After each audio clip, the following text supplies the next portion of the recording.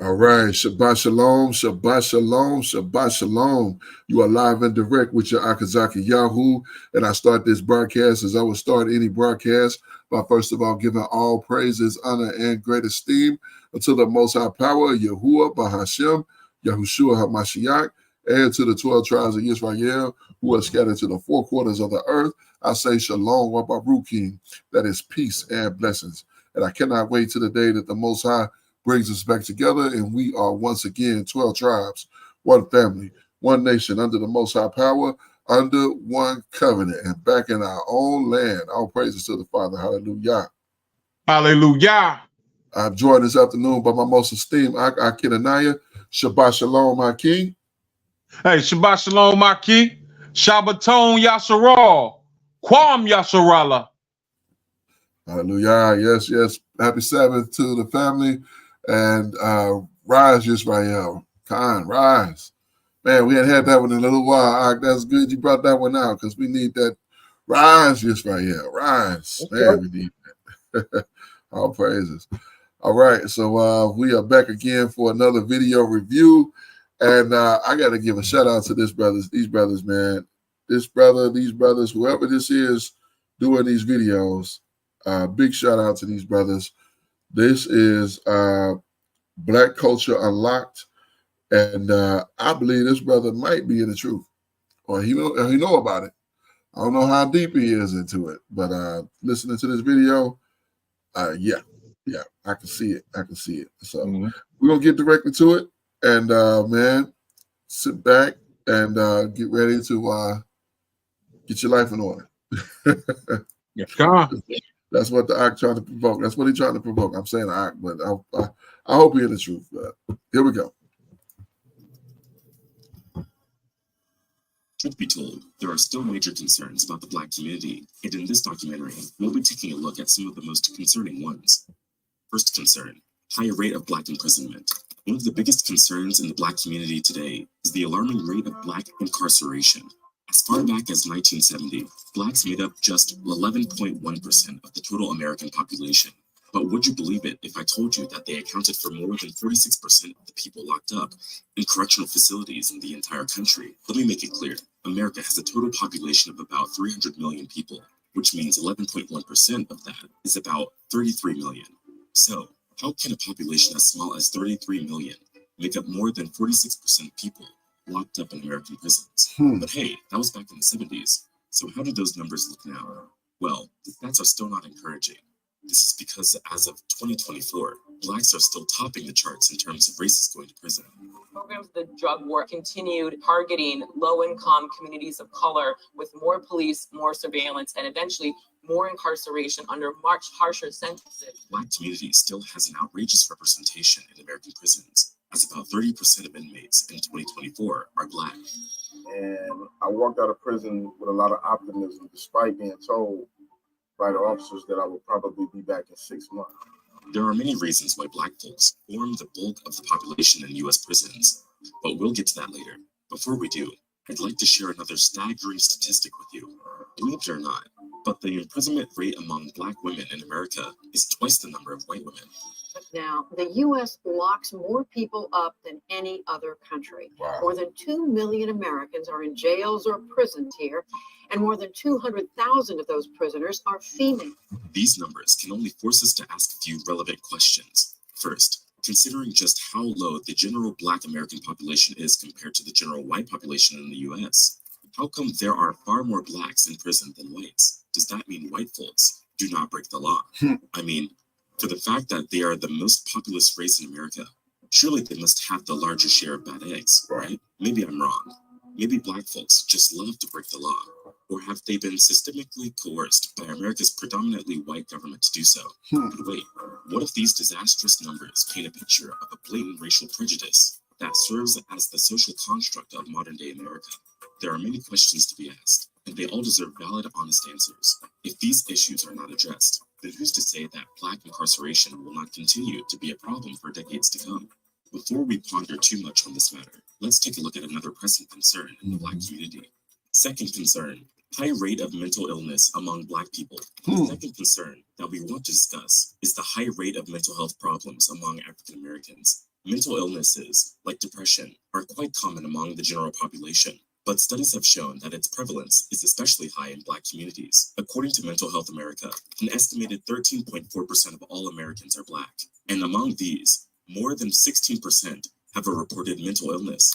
This figure equals more than 7 million Black people having to live with these conditions. There are different things that contribute to the high rate of mental illnesses in Black communities, and according to reports, the fact that modern-day racism is still present is a big factor. There are also disparities that need to be taken into consideration here. We have to consider the fact that a lot of Black communities don't have access to the care they need to address these mental illnesses, and when these people don't get the treatment they need, the conditions can have a major impact on their health, quality of life, and productivity. To get a better picture, we should look at some statistics. Studies have found that Black people in the US are much more likely to have feelings of worthlessness and hopelessness when compared to white people in the country. Apart from these, feelings of sadness are also higher in Black communities. When looking at teenagers, the likeliness of attempting suicide is also greater in African Americans. Wow. Researchers found that the suicide attempt rate is about 6.1% among white teenagers, but 9.8% among Black teenagers. Between 2008 and 2018, there was also a significant increase in the prevalence of mental illnesses among Black people in the country, and this leads to extra problems. For example, research has also shown that Black people with these illnesses have a greater risk of turning to marijuana, cigarettes, illicit drugs, and binge drinking. Plus, some studies have also stated that Black people tend to be affected by depression at greater levels of severity when compared to other populations or communities. This all creates big problems, as conditions like depression, especially when it goes untreated, can result in poor productivity, issues with concentration, headaches, fatigue, and much more. In the long term, this can have a big impact on the lives and well-being of Black people. Third concern, destruction of the family structure. Oh, Slakia, real quick, Oh, go ahead. I just wanted to bring out, because what he's it's about everything that he's brought out. We can read these in Devarim or Deuteronomy 28. But let me bring this one out. Deuteronomy or Devarim, chapter 28, verse 28. Yahweh shall smite you with madness and blindness and astonishment of heart. So this mental health issues that we see a lot of times, it's madness. We drive through our communities and we see spirits on people a lot. We see them being perplexed with the evil ruach, or perplexed with the evil ruach. We see brothers and sisters talk to themselves, or brothers and sisters just with the hateful outlook. You ask them something, and it's so you can almost hear the spirit come out of them talking sometimes. These are what we see in the curses of our people. Indeed, Aki, indeed. Yeah, what's that other one? You shall be mad from the sight that you shall see. Let's see. I can't remember the number. Smite you with the bots. Clock is, so you shall be mad. Spend the time for your enemies. So you shall be mad for the sight that you shall see. I thought it was right after that, but I'm okay, Khan, you're right. So scrolling down, jumping down to Devarim chapter 28, verse 34. 34. You so that you shall be mad for the sight of your eyes, which you shall see. Yeah. It's gonna make you crazy. It's gonna be angry, and it'll also make you crazy. Because after you angry for so long, that's you either you're gonna fix it or you're gonna have to move on. But that's opening that anger. It just allows those evil spirits to come in and commune with you, and they'll get to talking to you, and you don't even understand what's going on. And before you know it, you get all going crazy. The one before that, what was the first one he said? I should have stopped it then.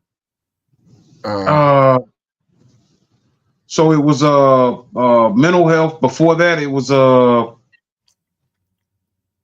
Let's go back. Let's go back. Imprisonment. Yeah, high rate of Con, leaving them in prison. Yeah. So that's in here as well. That the heaven over your head will be iron, and underneath you will be brass, or the heaven over you will be brass, and underneath you will be iron. Will be iron. You Yeah. I remember. Yeah, I remember when we read that 2 years ago. I think we were in Dibberine. Well, at least a year and a half ago. You bringing that out then, that this was a prophecy of being locked away in prisons, in prison houses. In prison houses, indeed. That's exactly what we find here. This mental instability, dealing with this depression. Now they're saying that we used to be, suicide was never a thing for our people. When we was growing up, like I never heard of a so-called Black person thinking about suicide, let alone attempting it. And it's a different situation. It's a new world. It's a new world. These curses have been on us, and it's reality. Everything that he's bringing out pretty much mirrors the curses. When he gets into this about the family structure being destroyed, there's two scriptures that come to mind. I can't remember what his first one is, but it says, "The Most High gonna make a new thing in the earth. A woman shall come past a man." That's one, and that's where you'll start to have trouble, because when a woman is trying to take the lead or being in the lead of a man, that's going to put him in a place where either he's going to not be able to take it and he's going to move on, or he's going to become effeminate, and and we've seen both. We've seen that a man leaves and he's not in the house with his wife and his children, and he got to go off on his own. And we also seen where these men become effeminized and they hide behind their woman. Somebody come and knock on the door, she answers the door. She in the business. She the one having the conversations and making the decisions, and putting him in wherever she want him to be, and all of these type of things. So, but let's continue here. When I say family, I'm talking about a loving home with a father, mother, and kids. A home with responsible parents will more likely raise kids who have morals and discipline. Anything other than that can be absolutely chaotic to individuals and the communities they live in. Unfortunately, a proper family structure has been lacking in America's Black communities for as long as most of us can remember. According to a 2002 study, it was discovered that more than 70% of Black kids in America were illegitimate. Are you surprised? Well, don't be, because there is a strong reason for this.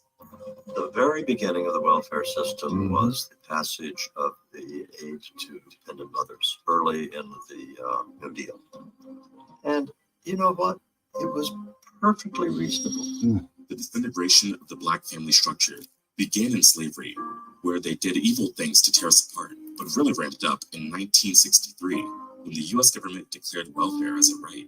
Sure, getting money from the government has its perks, but believe me when I say its downsides are much greater. After welfare became law, Black women stopped getting married and began raising kids as single mothers. The case is still the same today, as there are just too many Black households that do not have fathers. The only way you can not be emotional is you have to have a father who teaches you and trains your emotion. Other than that, your mama, you have to be emotional, because that's the only time your mother whoops you. You got no spankings when your mother was calm and not emotional. So that's why you're emotional. You were disciplined with emotion. You weren't disciplined with logical rules to follow. You got spanked when you were frustrated. You didn't get spanked calmly and taught why you were being spanked. So you can't undo this, homie. What's done now, we can't undo this. We'll be dead and gone before we see a new group of men that don't respond like us. As a Black man, what can I instill in a young Black boy to make sure that he doesn't respond with emotion? Treat his mother right and train your child's emotions. So you got to spend time with your son. You got to spend a lot of time with your son. For most kids in the hood without a father at home, the streets will become their teachers. They'll learn how to use and sell drugs, how to rob, and commit other crimes worthy of sending them to prison. But wait, was this the plan of the white power all along? Of course, everyone should take responsibility for their actions, but it's hard to do the right thing when you've been thrown into a system where it's almost impossible. Growing up without a father will more likely than not leave psychological scars on a child, and too many Black kids have had to deal with those scars throughout their entire upbringing. Take a look at Lil RT, a 9-year-old rapper who talks about sniping people with guns and running from the police. Apparently, little is known about his father, while his mother has been the one in charge of promoting his violent, explicit music.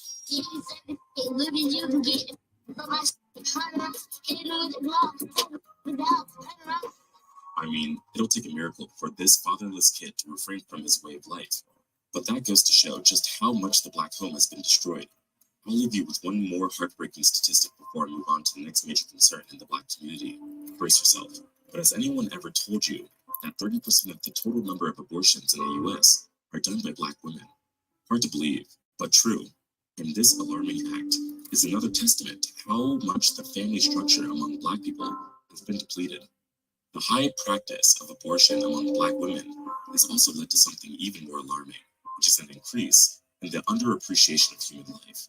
It has also led to a reduction in the civility with which Black women treat each other.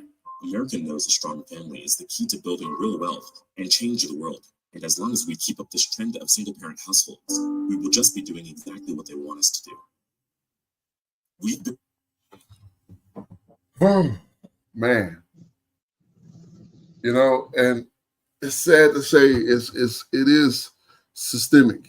It is a system put in place to cause these things to be. And we see that with the welfare system. If you this is your first time hearing about that, you must have been under a rock somewhere, because this has been the understood guidelines that a woman can have this welfare support, this welfare help, but she cannot have a man in the house. She can keep having babies. She can keep getting pregnant and having babies, and they'll increase her welfare. But when it comes to having a husband, having a man, they better not catch you with a man. They're going to cut off your benefit. So she's encouraged. Let me say that again. She is encouraged to live this promiscuous lifestyle with this man and that man, having this child and that child, and raising these children on her own with no inkling and no headship, no leadership, none of these things that are needed for a successful family. And that is systemic racism, because that's not just for that's how it was set up against our people. Now, here's the crazy thing: they people in a similar situation, but not near in the same numbers. See, this is targeted to our people because, again, the brother brought out, us being such a small number compared to them, and yet we're the ones getting. Truthfully, it's way more Caucasians on welfare than so-called Black people, the so-called Negroes. It's way more because it's way more of them than it is of us. But the negative effect of it, because when the social worker come and talk to the so-called Black woman, she's looking for any sign of a man in the house. She's not doing that when she go to Becky. She don't care if Billy Bob's sitting right there with her. She don't care. You know what I'm saying? So, it's systemic. It's set up. So go ahead, Khan, it's how do we reverse this? We reverse this by coming back to the Most High in spirit and truth, keeping these laws, statutes, and commandments, having the faith in the Messiah. This turns everything around for us. It bewilders me. I don't even know if that's the accurate word, but I don't understand how so many of our people can be in denial of who we are. Like, you look at all these things that have been faced against us. What is the reason for it? It's because they know who we are, and they understand that if we are not in good standing with our Father, with the Most High, that they will continue to rule over us. And they know if they're not ruling over us, they fear us ruling over them, which we can read that coming to pass in the scriptures. So it will happen because it is written. But you know, it's hurts our hearts to see the fall of our people and see the state that we're living in currently. And so thankful and blessed by the Most High to be in this walk, to know the true name of the Abba and His Son, to know what's pleasing in their sight. But you know, the brother made a good point. And you know, I pray he's wrong. I pray that he's wrong. But he said that, you know, we probably won't see a true man that doesn't move on emotion in our lifetime. I pray that he's wrong about that. I believe that he is wrong because I see so many of my brothers waking up and understanding that we can't move on emotions. Yeah, absolutely. Absolutely. That we got to be driven by Torah. We got to be driven by the instruction given to us through our power. And that's going to be our reconciliation and our redemption to put us back where we need to be. And it's time to operate in that because that's our only refuge in this world. You know, this is captivity for us. And this video, the reason we're reviewing this particular video is because without this brother, I don't know if this brother's in the truth or not, but without him discussing the truth whatsoever, he's just bringing you statistical facts to show you that these are the matters that are plaguing the so-called black man, woman, and child in this Yah-forsaken country. And this is what we're dealing with as a people, as a general so-called black people. So let's continue here.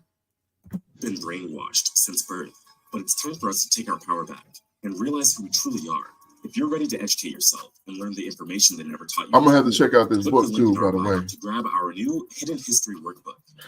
It's a workbook, so I'm gonna have to check it out, but I'm gonna let that play. So yeah, the media. Check it out. This will only be available for a limited time. It's probably like a PDF or something. I would grab yours now, free. For it being for free. The victim mindset. Video that got a deputy sheriff in Georgia placed on leave. It shows a black man being pinned and beaten during an arrest, and it is provoking outrage online. ABC's Elwin Lopez is in Atlanta with much more. Elwin, good morning to you. We cannot deny the fact that the powers that be in America have brought poverty, violence, and crime into the black community. As a result of this, a lot of black folks have unfortunately developed a victim mindset.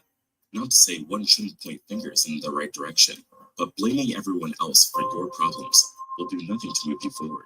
This is another major concern within our community, as black people have now allowed their victim status to define their true identities. Black people have lost their identity, but our oppressors have not lost our identity. That is why they chopped those noses off of the Pharaoh and the Sphinx in Egypt in the first place, is because without this nose, we can tell you this is whoever it is. The worst part is, playing the role of victim can actually stop one from taking responsibility for the things they should be responsible for. You have no power when you play the victim, and you have to take responsibility for your choices. Black folks in the hood need to look at things from a more positive angle. Even if you don't have a father figure or good role models to look up to, just take a look at people from our culture who have succeeded in various walks of life. There are black doctors, nurses, pilots, accountants, bankers, and so on. This is America, a country where you can become anything you want if you put your mind to it. It's true the black community isn't where it wants to be yet, but no one can deny that black Americans have significantly moved up the food chain in terms of wealth. After all, how many black millionaires and billionaires do you know from the 20s, 30s, 40s, and 50s? Not much, I assume. Things have changed today. Entrepreneurship is another great way to create true wealth for yourself. Trust me when I say that having a victim mindset can limit your progress, just as it has limited progress in many of America's black communities. Now, one organization that is actively promoting the victim mindset in America is none other than Black Lives Matter. But first, we want to give you a sense of what happened. We're going to begin tonight in Minneapolis. That's where the Black Lives Matter riots first began almost 2 weeks ago. As the violence there raged, some Democratic leaders in Minneapolis came to a conclusion that didn't, on the surface anyway, make intuitive sense. And no, I'm not saying Black people don't need a voice to speak up for them. I'm just saying that it isn't everything that's the white man's fault, and not every bad thing that happens to a Black person is as a result of government propaganda. As insensitive as this may sound, there are Black folks who should be in prison for the violent crimes they committed, whether we admit it or not. In the case of Black Lives Matter, everything done to a Black person by a white man is labeled as unfair and an injustice, but that should not always be the case. Members of the Black community should learn how to look at things more rationally and call it what it is, not what their victim mindset says it is. By doing so, we can properly address the issues that are really affecting our communities, instead of pointing accusing fingers in every direction except ourselves. Fifth concern. Well, before we get to the fifth concern, speaking about what he was just speaking about there, that victim mindset, I mean, yes, that's 100% accurate. The scriptures teach us that we do have to take responsibility, and that's where repentance comes into place. You repent, acknowledge your wrongdoing, you turn from that wrongdoing, and you put yourself in the position to not do that again. So you have to truly be sorry for violating against your power. I think probably the best example of that was the prayer that Dawid gave. Well, there's a few good examples, but the prayer that Dawid gave, or David, also the prayer that Manasseh gave, both of those were prime examples of realizing, man, look, I was wrong. I was completely wrong, and it was on me. I'm the one that made the decision.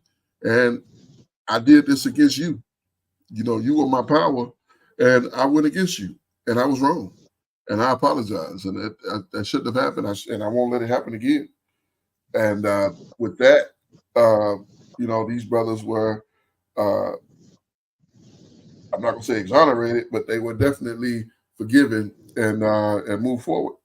Now, here's the sad part about it, that despite the forgiveness, there's still punishment that goes with that. And part of that punishment with Dawid was that his house would enjoy the sword forever. Even to this day, his house would the sword would never depart from his house.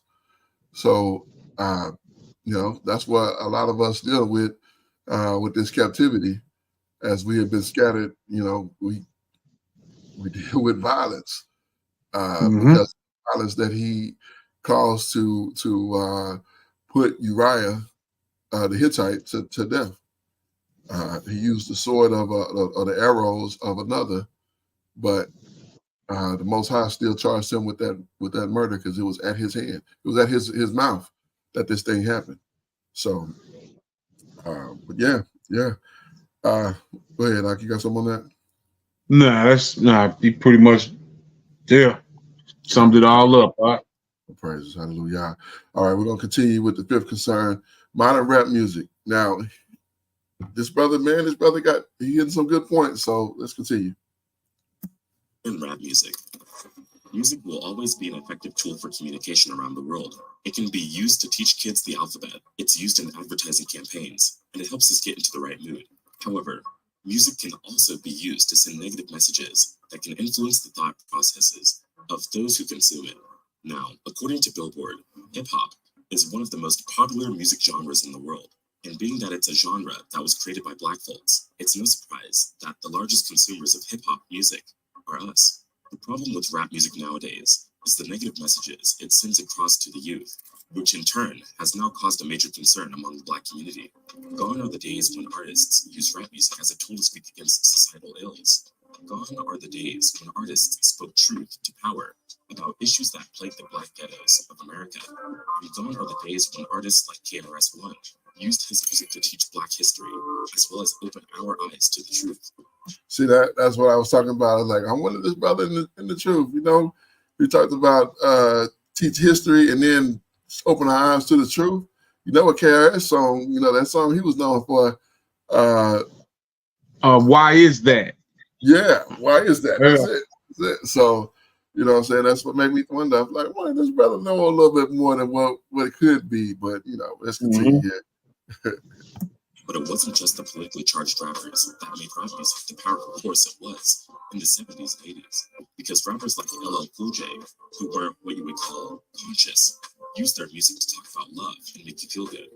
Unfortunately, all that would change in the late 80s with the advent of rappers like Ice-T and the NWA, who began pushing a subgenre of rap known as gangsta rap. They took hip-hop in a completely new direction. It used to be centered around the upliftment of black folks by speaking out against racism, segregation, and government policies that were destructive to the black community. Gangsta rappers rapped about guns, selling drugs, sex, gang violence, and even killing their fellow black brothers. Now it seems black folks preferred ignorant music to the conscious ones, because before you knew it, gangsta rap had become far more popular than the original, which promoted peace and upliftment. The NWA sold millions of records when they first came out, and even though they rapped about the ills of police violence on young black men, the way they presented their message was just too explicit. The Police happens to be one of their biggest songs to date, but like I said earlier, the way the message was presented seemed more violent than diplomatic. Did you know that after the release of this particular song, young black males thought it was cool to throw rocks and other harder objects at police cars? Did you also know that compliance with the police also reduced drastically among members of the black community? As for the others who had adopted gangsta rap, they too talked about killing their fellow black men, degrading women, and selling drugs. Yes, rap became very violent in the 90s. Unfortunately, for the black community, the kids were always listening. Fast forward to modern day, and rap is still as violent as ever. Biggie was shot, Tupac was shot, King Von was shot, Nipsey Hussle was shot, Takeoff was shot, and the list goes on. Unfortunately, as long as black kids keep idolizing these rappers, then their lyrics will continue to influence how they live in the ghettos. I mean, if a black boy's favorite rapper says shooting a fellow black man is cool, then it'll be hard to convince him that black-on-black violence, or violence for that matter, is wrong. But it isn't just black boys who are at risk of being destroyed by modern-day rap music. Young black girls are also being led astray by the current crop of female rappers who are now dominating the airwaves. Of course, female rap isn't as violent as that of their male counterparts. In this case, the problem lies in the over-sexualization of the female body. All right, so before we get deeper into that, I wanted to reiterate what he was talking about as far as the gangster rap and promotion of the violence. We, as a people, according to Torah, the instruction given to us by our power, are instructed not to hate your brother in your heart. Not to hate your brother. What does it take to kill somebody? You have to have some kind of deep anger or hatred towards them. Some kind of deep disdain for them. We're not to hate our brothers in our heart. We are to, anywise, rebuke your neighbor and not suffer sin upon him. And we are not to avenge nor bear any grudge against the children of our people. That is Torah. We are to love our neighbors as ourselves. That is what was taught to us from antiquity and through the instruction that the Most High has given us. We've been convinced or taught that was a different people. That was us. That was our people in that situation, making that covenant, being given those instructions. That our community is supposed to be the community with no beef or strife going through it. We're supposed to be able to work it out. We're supposed to be able to go one to another and have a conversation and squash whatever situations come up. The Most High went so far as when we had our own land, we had cities of refuge. So if by chance that there was an accident that caused the loss of life, and when emotions were high and people were angry, that you could flee to the city of refuge and stay for a great amount of time to give the family of the person who you may have caused harm to time to cool off. Because refuge city. Yeah. So I believe the Torah says that you go and stay there until the high priest passes away, until the high priest dies. Once the high priest dies, then you're good to come back home. That's how the Most High set it up, because things happen, and you don't have to hate somebody for something bad to happen. But if something bad does happen, and you were there and they were there and they're not living anymore, then their family gonna say you did it and you did do it, but maybe it wasn't, you didn't mean to do it. So that's what that was about. That was to preserve you. That's what the Most High set that up. So it's not abnormal to get mad at somebody and want to seek retribution. That's not abnormal, but it's a way that we're supposed to deal one with another. That is abnormal, because what's normal is the way the Most High instituted for us to deal with ourselves, with each other. That's what's normal. That's what should be normal. Instead, we left with these emotional responses and anger, and not even dealing with the fact that this is my brother, this is my family, this is my mishpachah, and I can't deal with him in the same way that just because I'm mad. I can't deal with him like this just because I'm angry. So, now he's talking about these women and the negative effects that they're having with their music. So let's continue. And he's hitting so many valid and great, excellent points. This was a really put together well video. Indeed, Aki. Indeed. I hope the people watching and listen and pay attention and make some changes, make some adjustments, because we are a royal people. We are a regal people. That's how our behavior is supposed to be, that of a regal people, not street type of people. That kind of with the curses. But what we're supposed to be is keeping the commandments of the Most High and walking in His ways. So let's continue. Rappers like Cardi B, Lil Kim, Nicki Minaj, Sexy Red, and Ice Spice have made it cool for girls to take their clothes off and display their privates on TV and social media.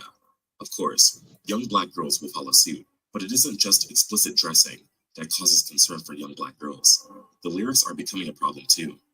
I mean, new school female rappers talk about doing all sorts of nasty things with as many men as they please, probably because they have money and feel that Black men should be their boy toys. Now, it's true that everyone has the right to dress as they wish, but let's be honest, no culturally sound Black man would want to marry a girl who talks and dresses like a hoe. Sixth concern.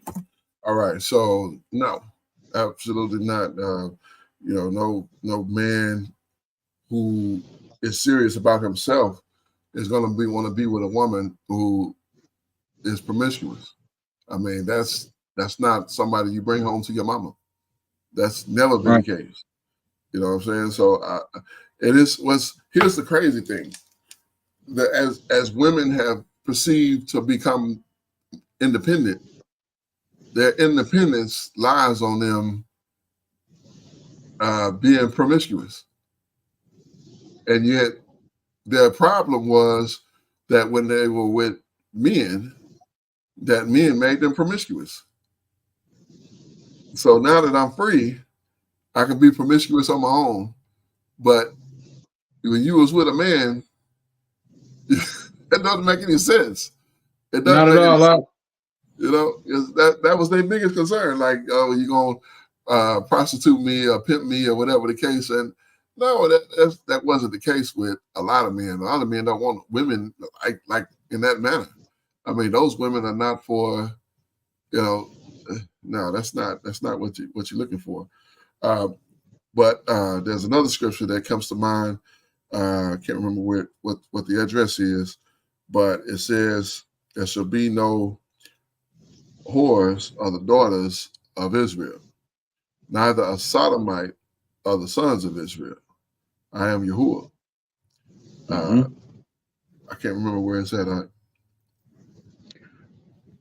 Let's see. I want to say that is Leviticus. Let me see. There should be no whores of the daughters of Israel. Yeah, I can't remember where the address.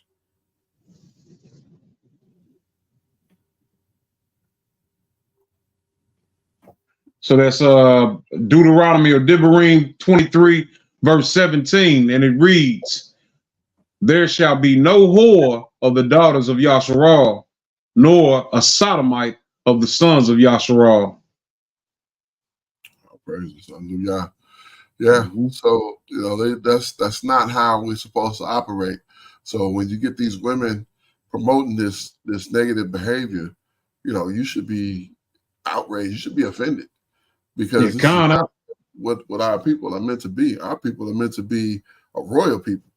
Our people are meant to walk with stature of royalty.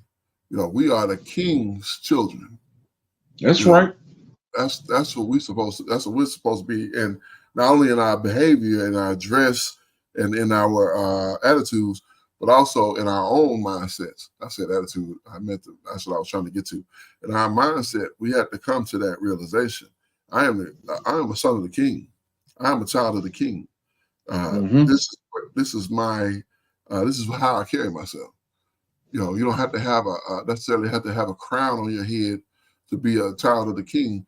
You can still be that. You can be a prince of the king without even having a crown on your head. But how you dress, how you speak, all of that is a testament as to who you are. And these women dressing like streetwalkers and taking it's outrageous. It's really outrageous. And it needs to stop. It needs to really stop, because that's not what's meant for our people. Let's continue here. Black on black crime.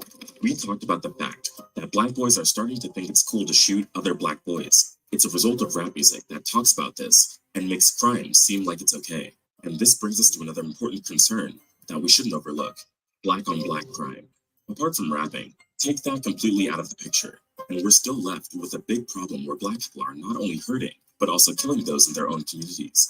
There are some statistics that we should take into consideration here. In one publication, researchers mentioned that in up to 90% of cases where a black is killed, the killer is actually also a black person. Current evidence also suggests that in 52% of these cases, the victim and the killer knew each other. But how do these rates compare to whites and other ethnic groups? Well, it was found that the rate of black on black crime is up to 8 times higher compared to black and white crime. There are different potential reasons for the higher rates of crime when looking at blacks killing blacks compared to other ethnic groups. One aspect that has been discussed is the psychological well-being of people in black communities. There are crime prevention programs in place, but they don't really address the fact that psychological elements are in play when it comes to looking at black on black crime. For example, it has been found that self-hatred plays a big role in this type of crime. When a black person experiences a serious level of self-hatred, it sometimes results in blind rage, and in this case, crime and murder may follow, justified by their own self-hatred. Of course, there have been cases where the statistics are falsified. When Donald Trump was a presidential candidate back in 2015, he published an image on Twitter where he claimed that among black people who are killed, in 97% of cases, the killer is another black person. He also alleged that among white people who are murdered, 80% of the cases, there's a black killer behind it. This was deemed as false information when a universal crime report from the FBI was released. Yes, the number of black people being killed by others of their own community was alarmingly high, at 90%.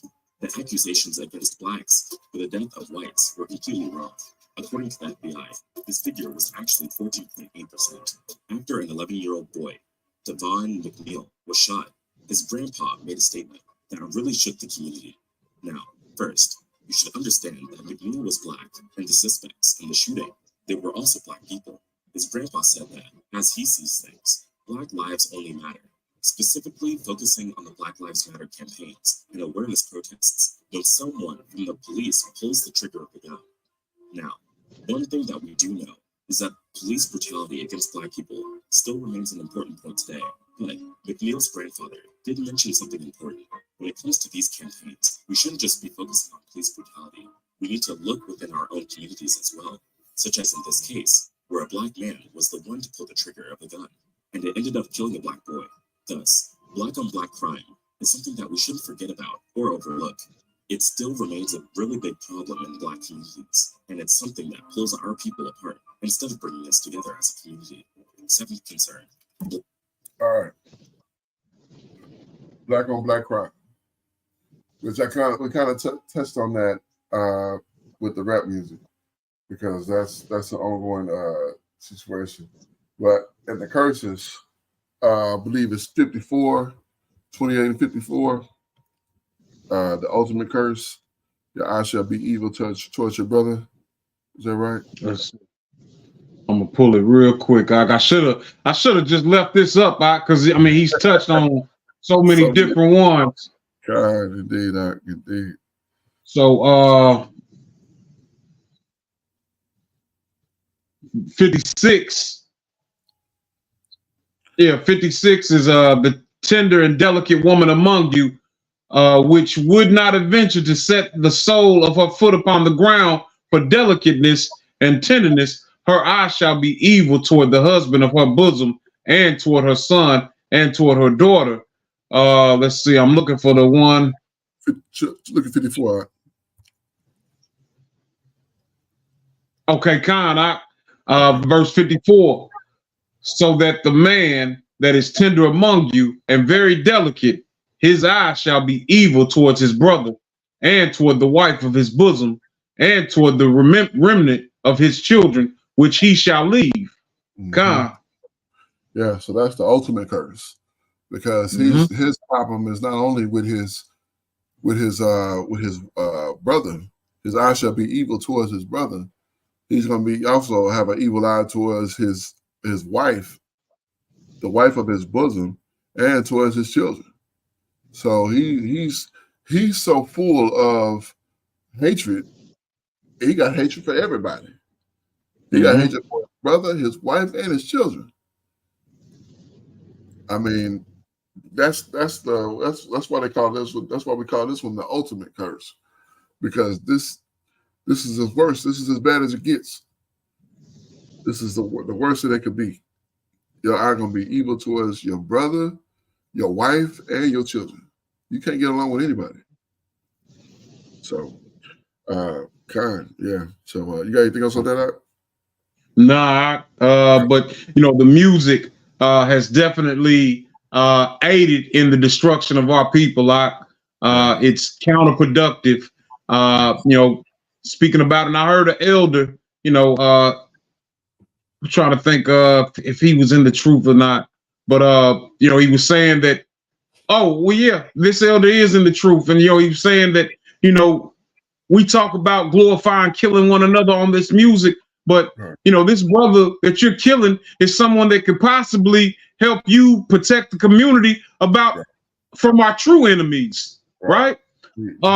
These women leading other women astray by their lewdness and their whorish behavior. I don't want that for my daughters. I don't want that for my brother's daughters. I don't want that for my sister's daughters. I don't want none of that, because I know what that leads to: destruction. You know what? You said that reminds me of another script.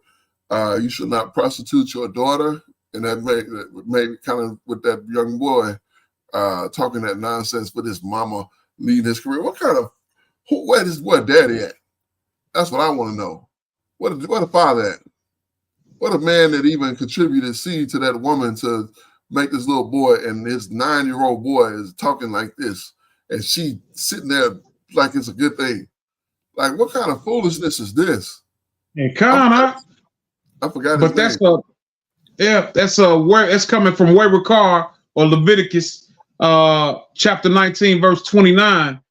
Do not prostitute your daughter to cause her to be a whore, lest the land fall to whoredom and the land become full of wickedness. We see that in our communities. How can we wonder how it's all happening? It's because we're living without war. Right. Because the land is filled with wickedness. Once you fall to it, you're susceptible to it, and the land is full of it. That's why it's such a negative thing for us to be scattered amongst these heathens, because their ways we become infected with their ways, with with everything that they do. Don't get me wrong, we weren't what we should have been, which is what got us put in captivity in the first place. But with their ways, infected us, and in the 40s and 50s, and right up into the 60s, we didn't have these problems. We didn't have these situations. We had fathers and husbands. You had husbands and wives having children and great numbers and raising families who would have been our grandparents or our parents. And, they had a much better situation than what we did. But our parents went astray because they had systematic situations put in place against them to put them in a place where they shouldn't have been. And that's what we see ourselves now. And it's continued.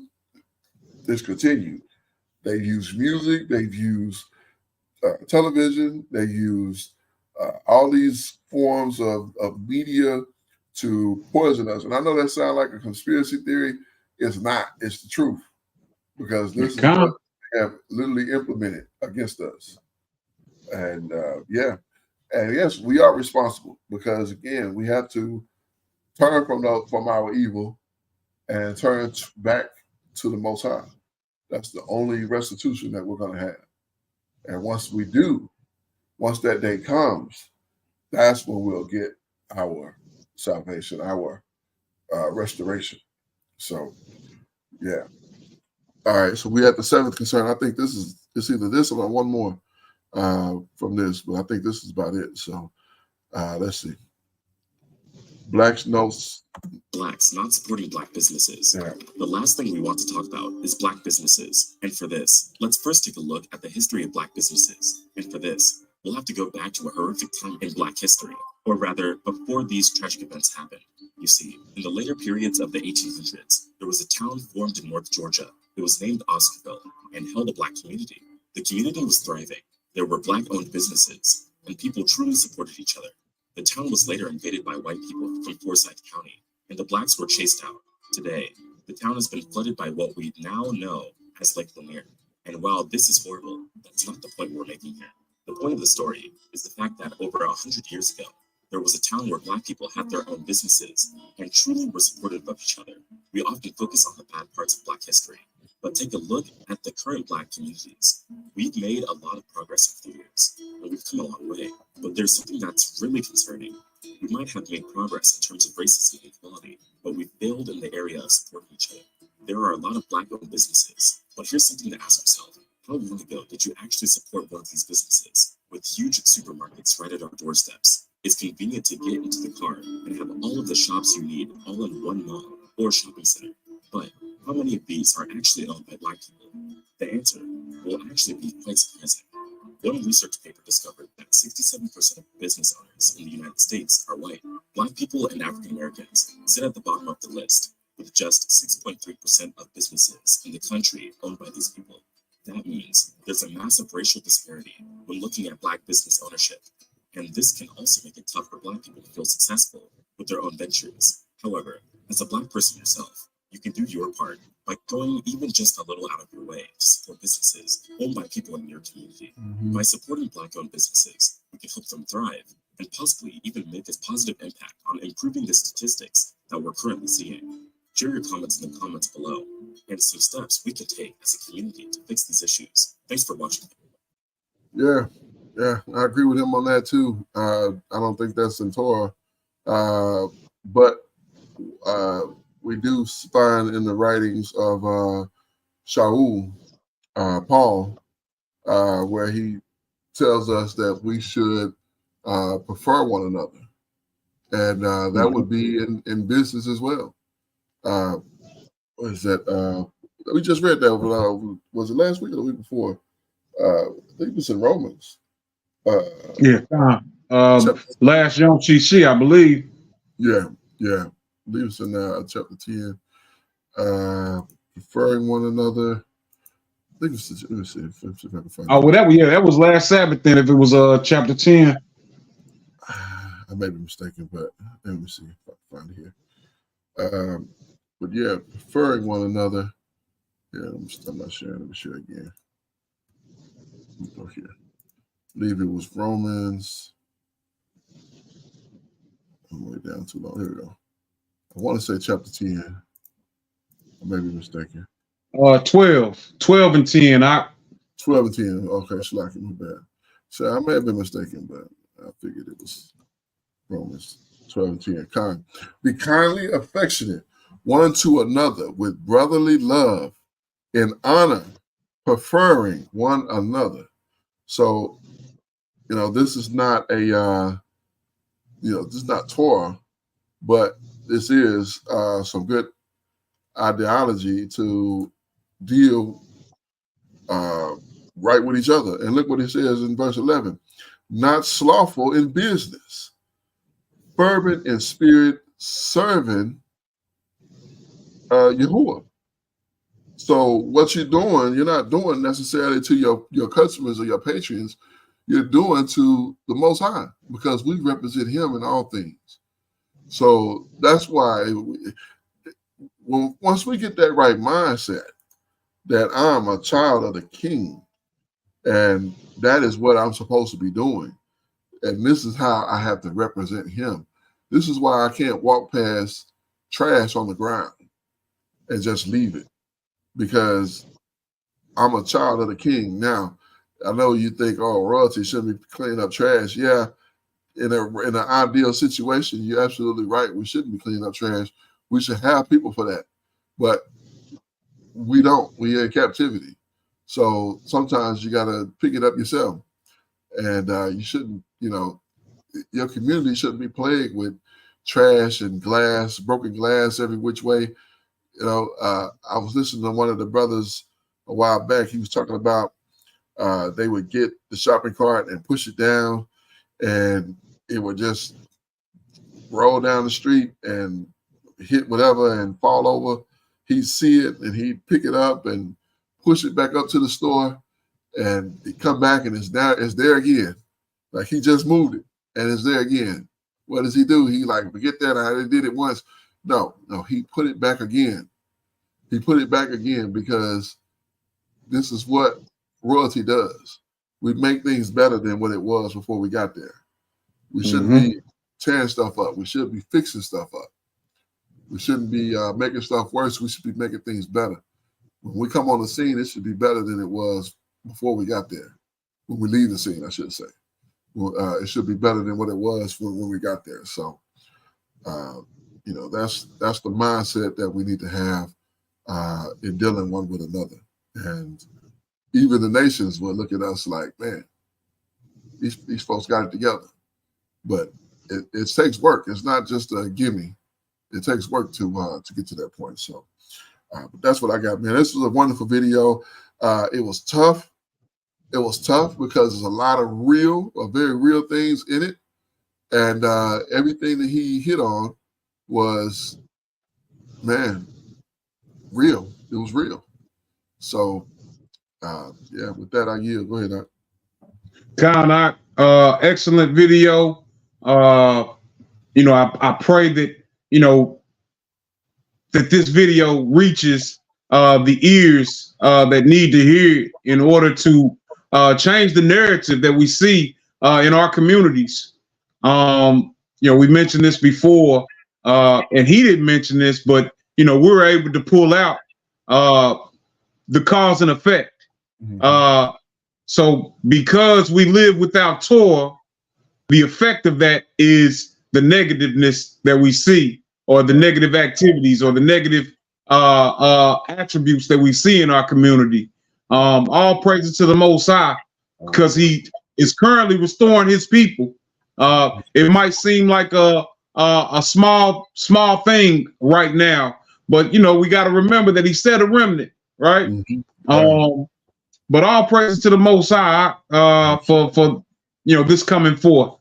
Hallelujah. Praises to the Father. Indeed, He is magnificent in all of His doings. And I'm thankful so much for all that He has done and continues to do. Shout out to the brother, Black Journals. What was it called? Black Journal. Black Journal. Oh, my bad. Black Culture Unlocked, Slaki. We're thinking about the other brothers. Black Culture Unlocked, Slaki. Forgive me. Shout out to Black Journalists too. We review their videos often. Good information to be brought forth.